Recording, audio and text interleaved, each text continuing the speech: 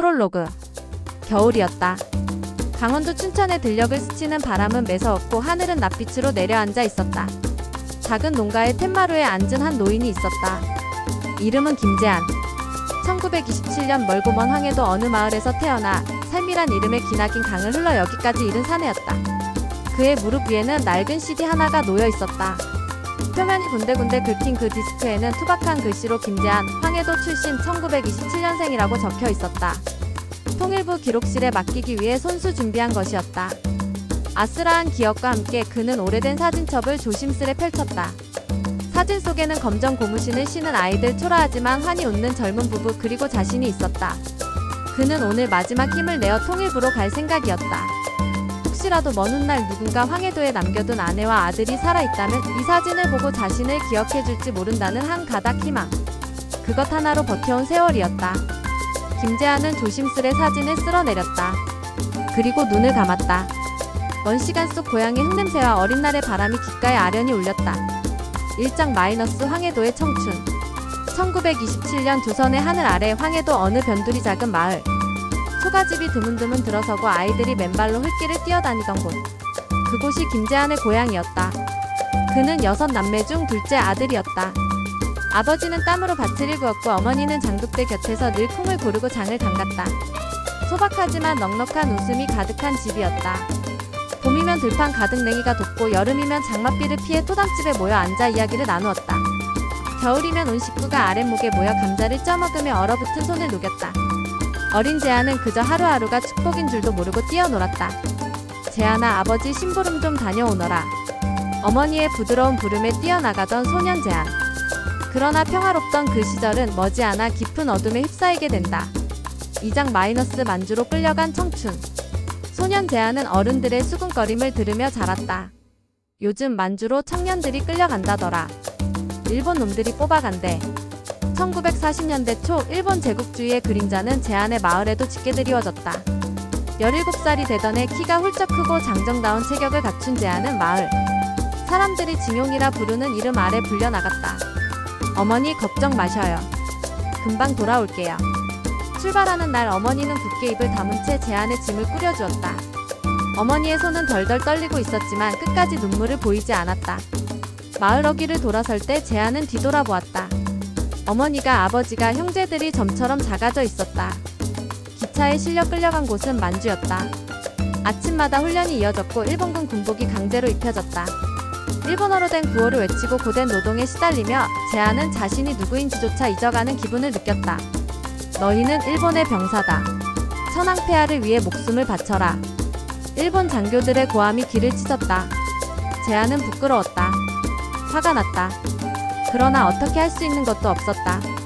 죽지 않기 위해 그는 명령에 복종하는 척을 해야 했다. 눈 덮인 만주의 들판을 행군할 때 발끝이 얼어 감각을 잃었고 겨울밤 천막 속에서는 서로 몸을 기대야만 체온을 지킬 수 있었다. 친구들은 하나둘 병에 걸려 죽어갔고 어떤 이는 탈영을 시도하다 총살당했다는 소문도 들려왔다. 밤이면 하늘을 보았다. 은하수가 흐르고 고향 황해도의 별들과 닮은 별들이 빛났다. 재한은 이를 악물었다.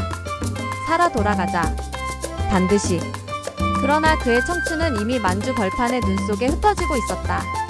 3장 마이너스 해방과 짧은 행복. 1945년 여름 느닷없이 찾아온 해방의 소식. 일본은 패망했다. 청천벽력 같은 굉음 속에 재한은 간신히 살아남아 고향으로 돌아올 수 있었다. 황해도의 마을은 여전히 흙냄새를 풍기며 그를 맞아주었다. 아버지는 그의 손을 꼭 잡았고 어머니는 그 자리에서 눈물을 터뜨렸다.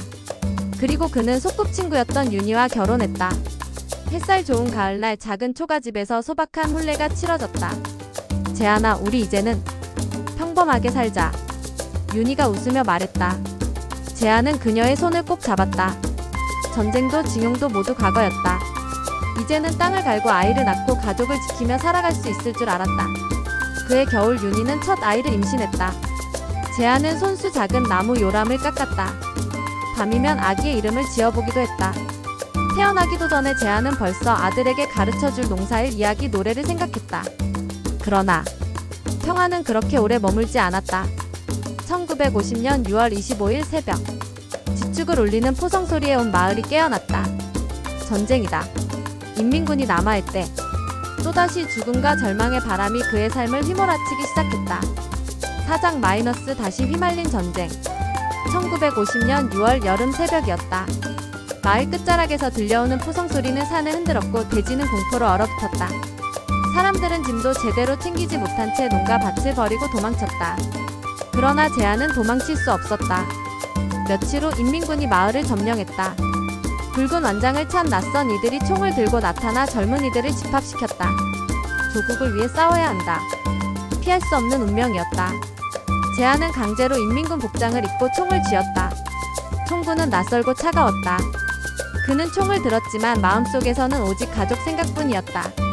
윤희는, 아이는 입대한 그날 밤 몰래 집으로 돌아갔다. 작은 초가집 문틈으로 아내가 보였다. 불빛 아래 부푼 배를 감싸 안고 아내는 천천히 배를 짜고 있었다. 재한은 목이 메어 말을 걸 수 없었다. 멀리서 두 손을 모아 아내를 바라보다 발길을 돌렸다. 그것이 마지막이었다. 그 이후 재한은 북으로 남으로 끌려다니며 전선에 투입됐다. 몸과 마음이 갈갈이 찢어지는 전투 속에서 그는 살아남기 위해 악착같이 버텼다. 하지만 어느 겨울날 남쪽 산악지대에서 치열한 전투가 벌어졌다. 쏟아지는 총알 속에서 그는 왼쪽 다리에 총상을 입고 쓰러졌다. 으아! 핏빛이 얼어붙은 눈밭에 퍼지며 번졌다. 숨을 쉬기도 어려웠다. 눈 덮인 언덕 위로 적군의 함성이 퍼졌다. 총을 들 힘도 소리칠 힘도 남아있지 않았다. 그렇게 그는 의식을 잃었다. 오장 마이너스 다리 부상과 포로 생활. 눈을 떴을 때 재한은 포로가 되어 있었다. 거제도 포로 수용소. 철조망과 초라한 천막이 끝없이 이어진 곳이었다. 상처는 제대로 치료되지 않아 썩어 들어갔고 다리는 절뚝거리게 되었다. 식사는 하루에 보리밥 한 줌, 물 한 컵. 한겨울에도 분복 조각 하나에 몸을 말아야 했다. 밤이면 수용소는 억눌린 울음으로 진동했다. 고향을 잃은 이들, 가족을 그리워하는 이들의 한숨이 모여 하늘을 흔들 것 같았다. 재한도 마찬가지였다. 천막한 귀퉁이 그는 깨진 깡통을 끌어안고 잠들었다. 잠들기 전 그는 매일 속으로 기도했다. 윤희야, 우리 아가야, 살아만 있어다오. 살아만. 비가 오면 수용소 안은 진흙탕이 되었다. 거기서도 재한은 고향 황해도의 초가집을 떠올렸다. 어머니가 손수 담갔던 장맛, 아버지가 땀 흘리며 일구었던 논밭. 그리고 두고 온 윤희와 아직 한 번도 보지 못한 아기. 그 기억들이 그를 버티게 했다. 하지만 포로 생활은 끝날 줄을 몰랐다. 몇 해가 지났고 희망은 점점 말라갔다. 그러던 어느 날 거대한 변화가 찾아왔다. 6장 마이너스 해방과 새로운 땅. 1953년 봄 거제도 포로 수용소 안에 이상한 소문이 돌기 시작했다. 이승만 대통령이 방공포로를 풀어준다더라. 정말이래. 곧 여기서 나갈 수 있대. 믿기지 않았다. 너무 오랜 시간 희망을 품을 수 없던 나날이었다. 하지만 정말로 날이 밝자 캠프의 철조망이 열렸다. 경비병이 재한의 이름을 불렀다. 다리를 절뚝이며 천천히 걷는 그의 눈앞에 처음 보는 푸른 하늘이 펼쳐졌다. 망설임도 없이 그는 밖으로 나왔다. 그러나 세상은 변해 있었다. 그가 기억하던 고향 황해도는 이제 다시는 돌아갈 수 없는 땅이 되어 있었다. 남과 북 하나였던 조국은 둘로 갈라졌다. 고향으로 향하는 길은 거대한 장벽처럼 막혀 있었다. 그럼 나는 어디로 가야 하지? 재한은 방황했다. 서울로 가보았지만 먹고 살 길이 막막했다. 부상 입은 다리는 제대로 걷는 것조차 힘겨웠고 힘으로 일할 수도 없었다. 그때 어떤 사람이 말했다. 강원도 춘천으로 가보게.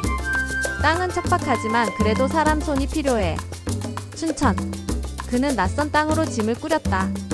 춘천은 바람이 거셌다. 산등성이 너머로 불어오는 칼바람은 재한의 뺨을 사정없이 때렸다. 그러나 그곳에는 땅이 있었고 하늘이 있었고 새로 시작할 수 있는 조그만 가능성이 있었다. 그는 남의 밭을 얻어 농사를 시작했다. 비탈진 밭을 갈아엎고 씨앗을 뿌리고 다시 일어나기를 수십 번. 다리는 아팠지만 참았다. 손바닥은 갈라지고 피가 났지만 그조차도 살기 위한 땀이었다. 밤이 오면 초가집 지붕 아래 누워 황해도의 별자리를 그리워했다. 별들은 여전히 거기에 있었다. 다만 그리운 사람들만 곁에 없을 뿐이었다. 재한은 마음속으로 매일같이 외쳤다. 윤희야, 우리 아가야. 나는 살아있다. 어디선가 너희도 살아있겠지. 다시 만날 수 있을까? 그러나 세월은 대답 대신 묵묵히 흐를 뿐이었다. 7장 마이너스 두 번째 인연. 춘천의 겨울은 잔인했다. 뼈를 애는 칼바람 속에서도 재한은 낮에는 밭을 갈고 밤이면 초가집 구석에서 불을 쬐며 하루하루를 버텼다. 그러던 어느 날 이웃 마을 사람이 그를 찾아왔다. 김서방, 혼자 살긴 힘들지 않나? 저기 전쟁통에 남편을 잃은 과부가 있는데 서로 기대어 사는 것도 나쁘진 않을 걸세. 재한은 한참을 고민했다. 가슴 한편에는 여전히 윤희와 아들 그리고 황해도가 남아있었다. 그러나 현실은 냉혹했다. 밥 한 끼를 나눌 사람도 함께 밭을 일굴 손길도 필요했다. 그렇게 그는 그녀를 만났다. 이름은 순자였다. 순자는 고운 사람은 아니었다. 거칠어진 손, 바람에 타버린 얼굴, 말없이 웃는 입술. 하지만 그 눈빛만은 따뜻했다. 마치 얼어붙은 재한의 마음 한 구석을 녹이는 듯한 그런 따뜻함. 둘은 조촐한 상을 차리고 결혼했다. 혼례라 부르기엔 너무 소박한 자리였지만 둘 다 울컥하는 마음을 억누를 수 없었다. 그날 밤 재한은 처음으로 혼자가 아니었다. 비탈진 땅 위에서 두 사람은 서로의 체온에 의지하며 긴 밤을 견뎠다. 세월은 조금씩 흘렀다. 재한과 순자 사이에는 두 아들과 두 딸이 태어났다. 아이들이 태어나면서 초가집은 늘 웃음소리로 가득 찼다. 비록 부자는 아니었다. 밥상에는 가끔 보리밥과 물김치뿐이었지만 가족이 함께 모여 앉은 저녁은 늘 따뜻했다. 아버지, 오늘 학교에서 상 받았어요. 아버지, 내일 소풍 가요. 아이들이 제잘되는 소리에 재한의 가슴은 뿌듯하게 벅차올랐다. 밤이면 아내 순자와 마당에 앉아 별을 바라보았다. 재한은 가끔 황해도를 생각했다. 윤희와 아들 떠나온 고향을. 그러나 옆에 있는 가족이 그의 지금이었다.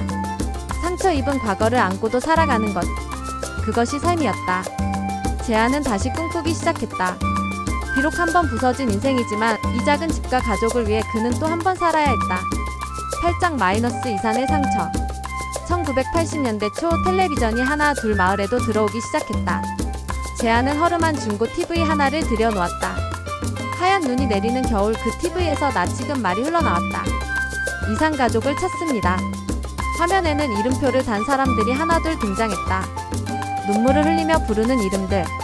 황해도, 평안도, 함경도 남겨진 가족들. 재한은 TV 앞에 주저앉았다. 심장이 미친 듯 뛰었다. 손끝이 떨렸다. 혹시라도 윤희가, 우리 아들이 살아있다면. 그날부터였다. 재한은 밭일을 마치면 밤이면 새벽이면 통일부 이산가족센터로 향했다. 비탈진 길을 절뚝거리며 걸어가 밤새 대기줄에 서곤 했다. 허름한 옷차림, 다리에 힘도 빠져 있었지만 그는 포기하지 않았다. 차디찬 아스팔트 위에서도 그는 차례를 기다리며 가족을 찾는 방송을 들었다. 황해도 출신 김윤희 씨를 찾습니다. 혹시 기억하시는 분 계십니까? 그는 손이 부르트도록 수십 번 수백 번 신청서를 썼다. 마이크를 쥔 채 이름을 불러도 보았다. 김윤희, 김윤희야. 김재한이다. 나야, 재한이다. 그의 목소리는 갈라지고 떨렸지만 누구 하나 대답하는 이가 없었다. 수천 명의 사람이 있었지만 정작 찾고 싶은 사람은 끝내 나타나지 않았다. 밤이면 재한은 통곡했다. 그렇게 몇 번이고 TV 앞에 서성거렸다. 아가야, 아버지가 여기 있다. 내가 살아있다면 제발 한 번만. 화면을 보며 그는 수없이 속삭였지만 그의 아내도 아들도 재한을 찾지 않았다. 시간이 흐르고 이산가족 찾기 운동도 점차 잦아들었다. 마지막까지 남은 사람들은 서로 이름을 부르다 흐느끼며 돌아서는 이들이었다. 재한도 결국 고개를 숙인 채 돌아설 수밖에 없었다. 하지만 그는 쉽게 포기할 수 없었다. 희망은 비록 눈에 보이지 않았지만 가슴 깊은 곳에서 꺼지지 않고 있었다. 언젠가 저 북쪽 하늘 너머로 다시 만날 수 있을 것만 같았다. 9장 마이너스 마지막 소원. 이산가족 찾기가 점차 사람들의 기억에서 멀어져 가던 어느 겨울날, 재한은 오래된 서랍을 뒤적였다. 꺼낸 것은 빛바랜 사진 몇 장. 자신이 어린 시절 가족과 함께 찍은 사진, 소박한 초가집 앞에서 찍은 윤희와의 사진, 그리고 세상에 태어나기도 전에 이별해야 했던 아들의 옷 한 조각. 그는 가만히 손끝으로 사진을 쓸어내렸다. 기억해줘야 한다. 나도 너희도 이 땅에 살아있었다는 걸. 노인은 결심했다. 자신의 이야기를 남기기로. CD 한 장을 준비했다. 거기에는 자신의 이름, 생년월일, 출생지, 그리고 살아온 기록을 담았다. 부끄럽고 초라한 인생이었지만 그래도 누군가에게는 소중할 수 있는 이야기였다. 통일부 기록실. 재한은 허름한 옷차림으로 그곳을 찾았다. 담당자는 조심스럽게 물었다. 어르신 혹시 무언가 남기고 싶은 말씀이 있으신가요? 재한은 잠시 숨을 고른 후 조용히 대답했다. 그냥 혹시라도 황해도에 남은 내 아들 내 아내가 나를 찾게 된다면 이거라도 남아있어야 하잖소. 그는 CD를 소중히 건넸다. 담당자는 고개를 숙이며 받았다. 밖으로 나오자 싸늘한 바람이 얼굴을 스쳤다. 하늘은 어느새 어둑해지고 있었다. 재한은 그 자리에서 한참을 서 있었다. 마치 북쪽 하늘을 향해 무언가를 속삭이듯 입술이 떨렸다. 윤희야, 아가야, 아버지는 여기서 이렇게 살아있었다. 하루도 너희를 잊은 적이 없었다. 말없이 그는 길을 걸었다.